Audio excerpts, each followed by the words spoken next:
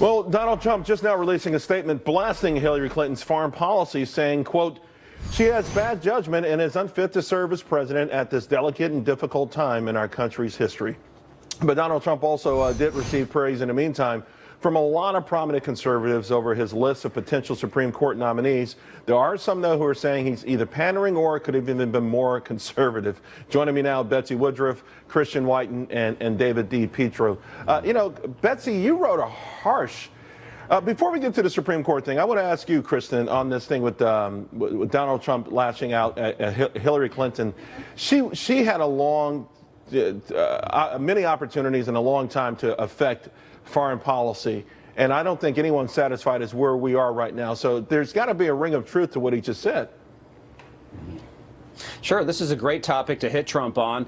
It's one where Hillary has really no standing. Her two big initiatives, the reset of relations with Russia. You remember she took the phony misspelled button over there to reset our relations. That didn't work out.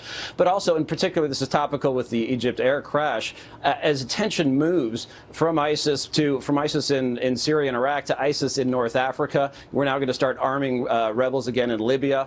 And next door in Egypt, things are not looking great politically. ISIS having its operations there. This is terrible for Hillary. It reminds people of Benghazi. It reminds people of the incompetence of her basically pointing at the bleachers like Babe Ruth, saying, you know, we came, we saw, he died, referencing the death of Gaddafi, but then completely bungling the aftermath. So all of this, and then, of course, the cover-up and the lying to the families of the dead, all of this is bad for Hillary. There's absolutely no doubt about it. And, of course, shifting to the Supreme Court nomination, the nominee list, Betsy, I'll go back to you because you wrote a pretty scathing article. Why are you so skeptical?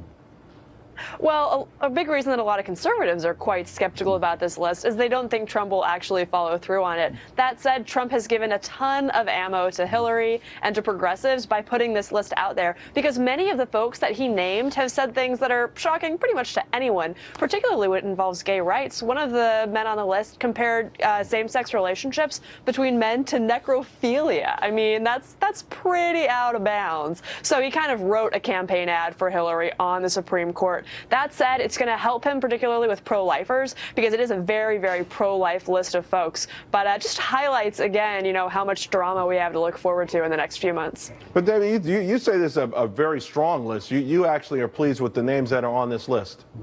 This is a heavy hitter list, and like a good businessman, Donald Trump just doubled down on the presidency. He made it not about the presidency, but also about the Supreme Court.